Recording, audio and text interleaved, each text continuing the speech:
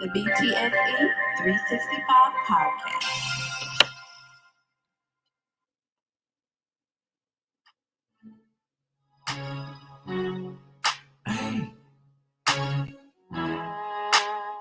They told you a fool for this one.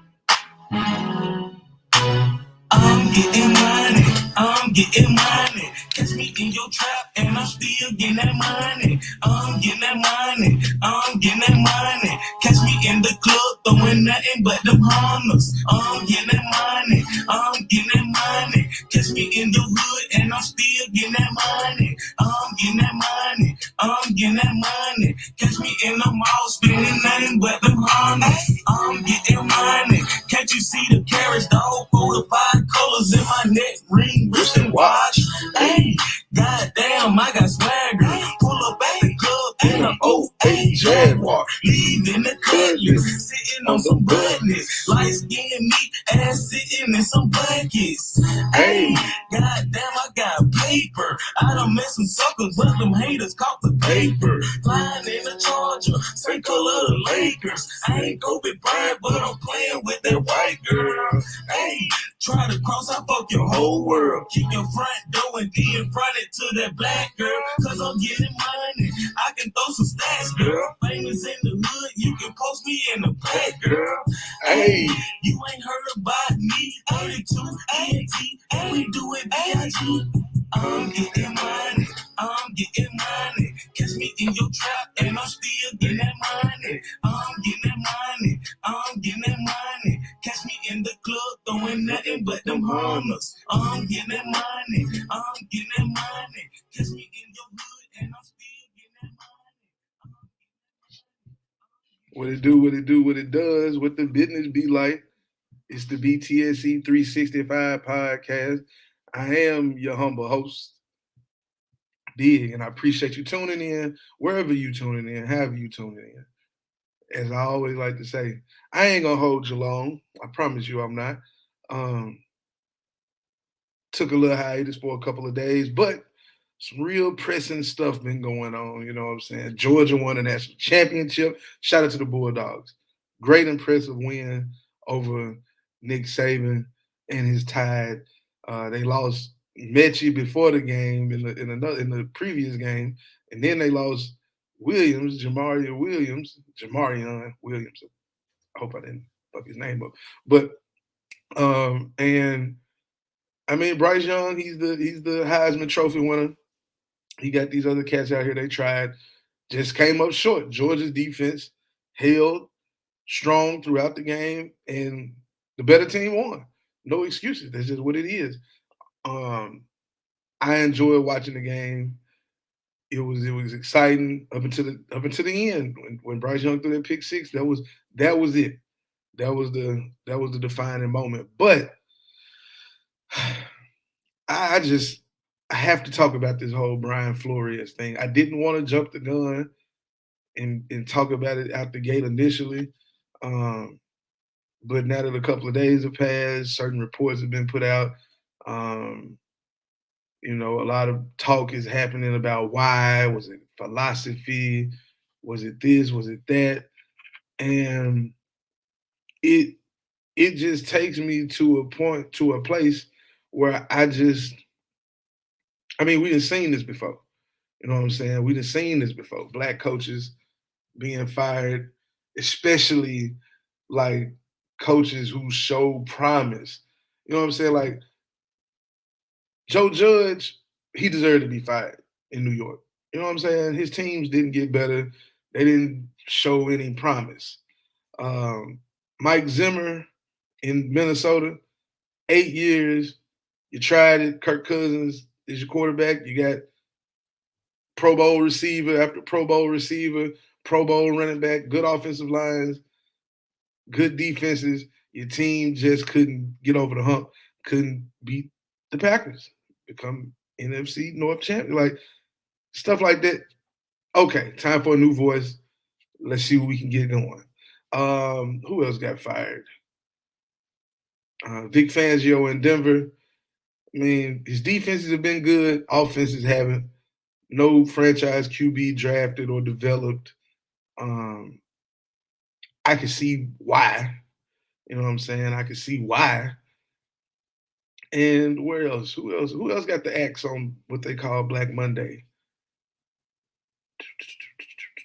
Seemed like everybody else kept their jobs. I think those were the only head coach firings that I could think of. And it took Joe Judge 2 days to be fired. They ain't fired him to Tuesday. Um, so I'm saying all that to say this this Brian Flores thing, it stinks. Let's just let's just call it what it is. It stinks. It stinks. It don't.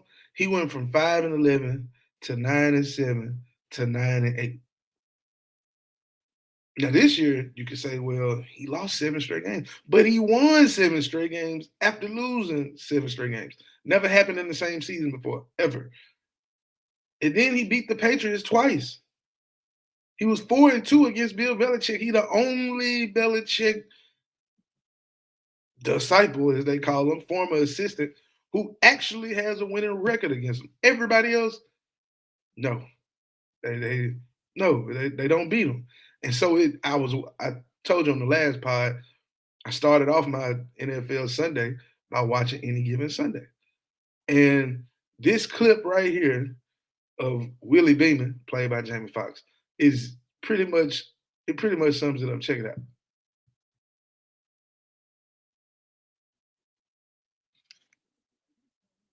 People are being dissed in this league, Willie? I mean, I see what you do. You do that media spin or whatever that y'all do. But let's talk about the facts. I mean, 70% of the people in this league is African American. But how many black coaches do you have?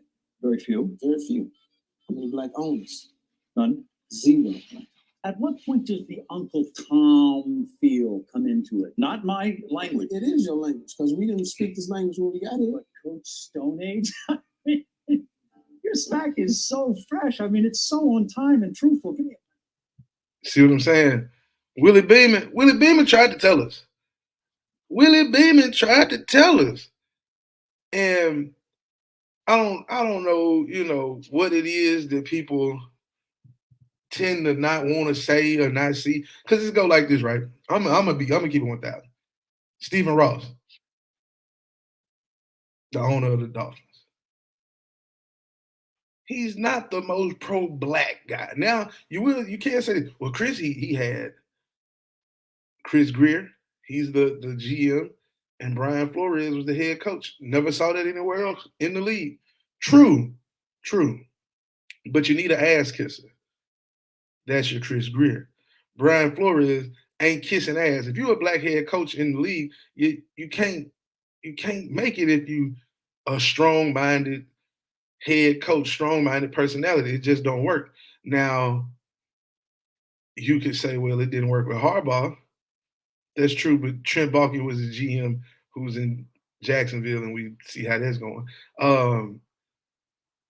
Flores will, fingers crossed, will get another job in the NFL as a head coach this coming season. Like, he's already interviewing for jobs. So hopefully, I'm sorry, Matt Nagy got fired in Chicago. I knew it was one other one out there. And Brian Flores is interviewing for that job.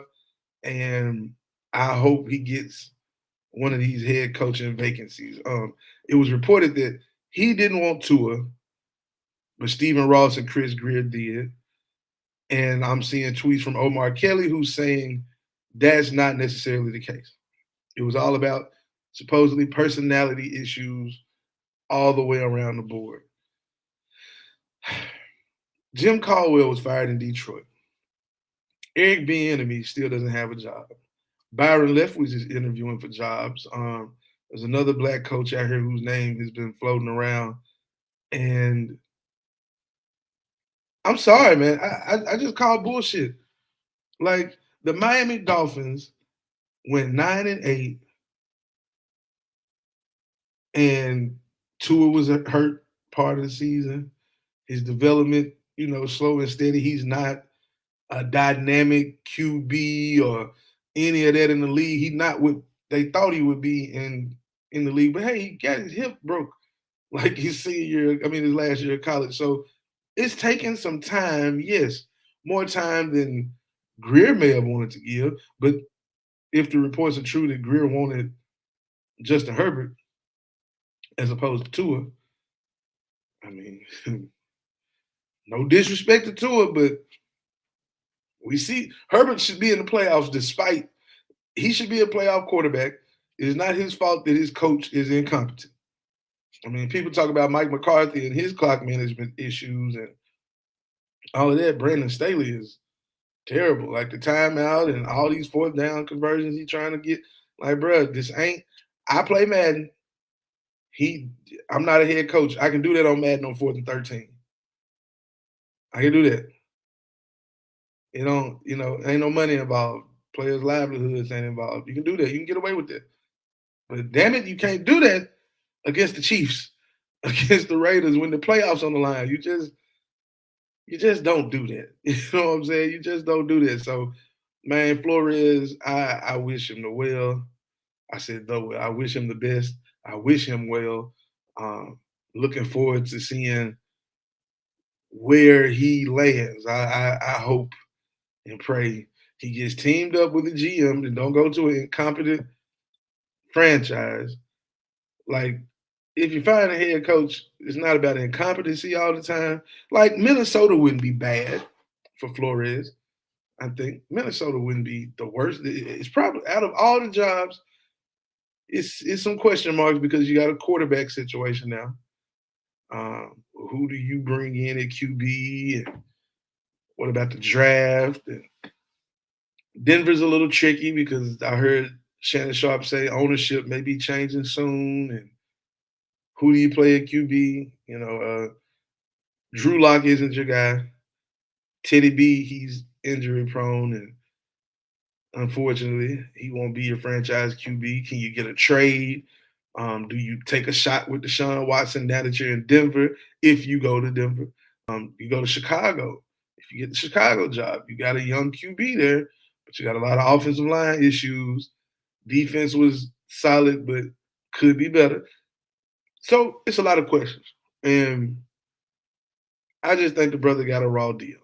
The brother, like, just he got a raw deal, man. Stephen Ross ain't he ain't he y'all look him up. Look him up for yourself. I'm not gonna sit here and do that and bash Stephen Ross. I don't want y'all to say, well, Big, you just nah.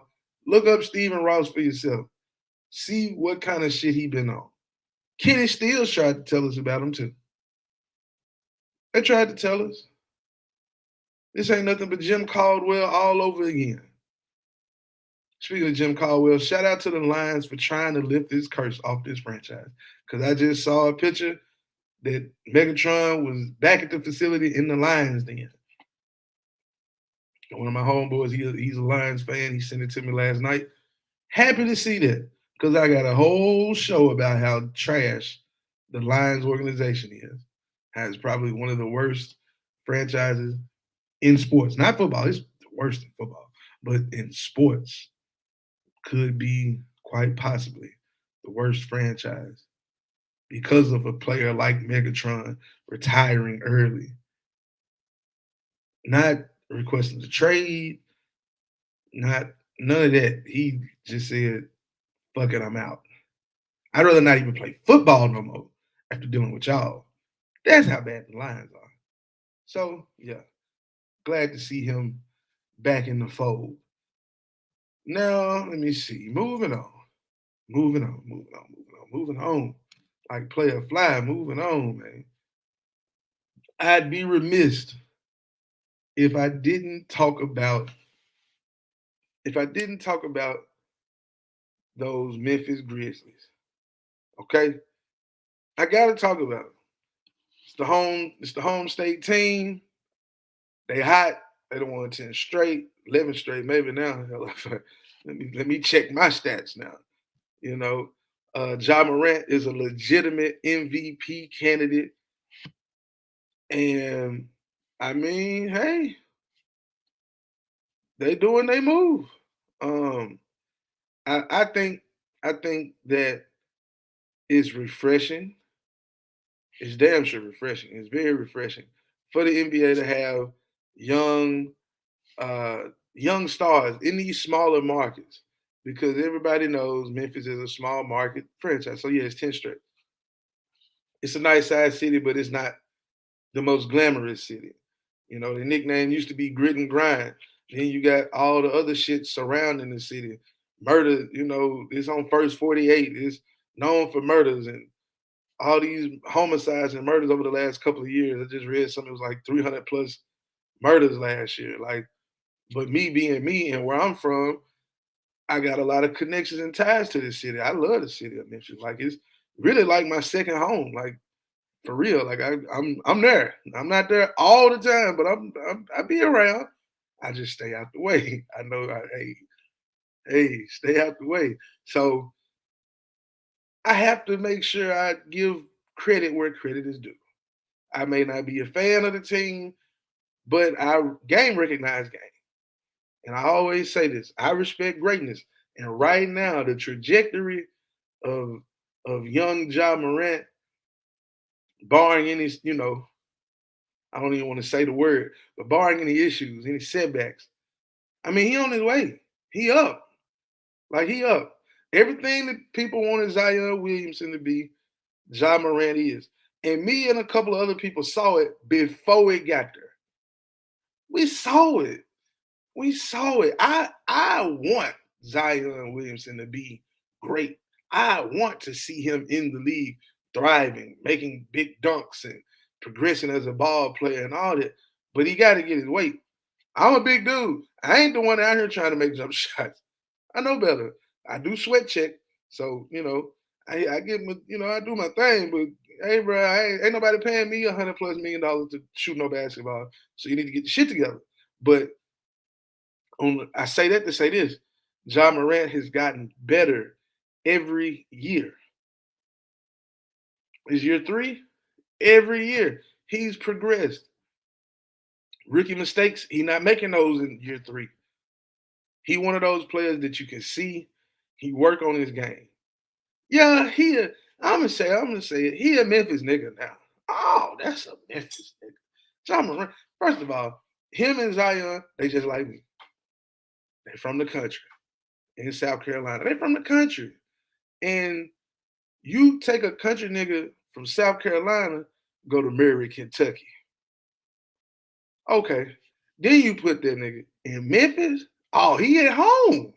He home. Now he had a little issue with somebody telling him he need to sit down.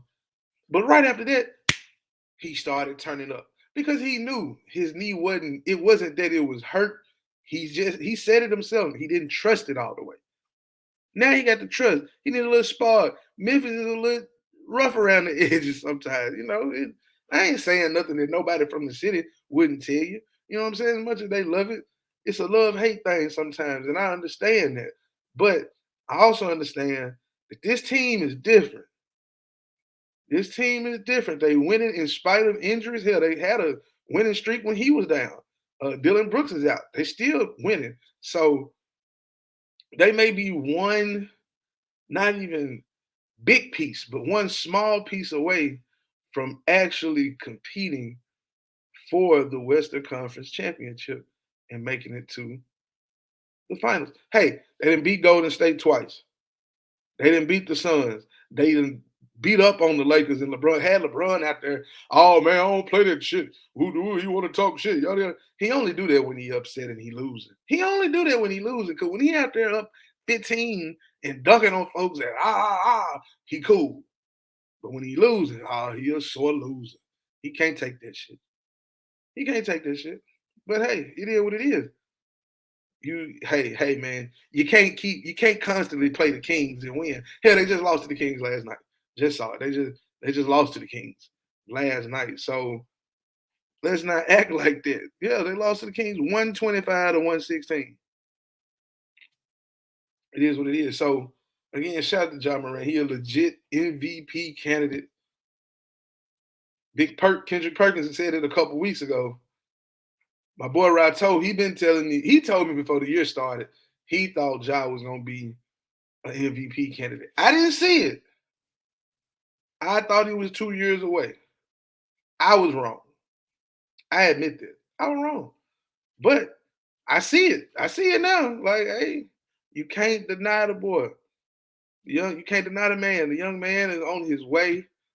He's proven a lot of doubters wrong. He putting the city of Memphis on his back.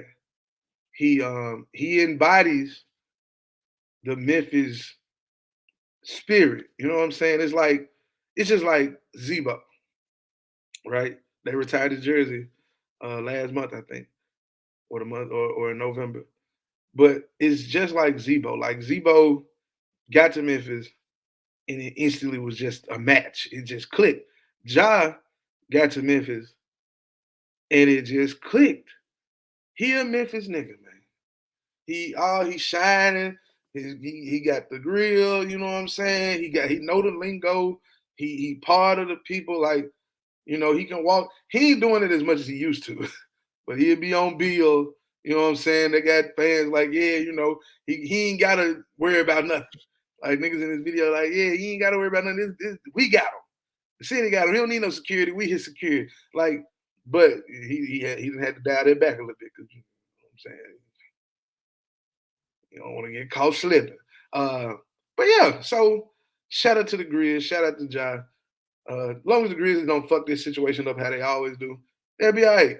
Just let me not say always, but they do. They fire coaches after having good seasons. A coach like I don't understand them, but it seems as if now they're playing to win, and they're doing everything around the organization to win. So I can't knock them. Now the next show we'll get into the playoff weekend, NFL playoffs predictions.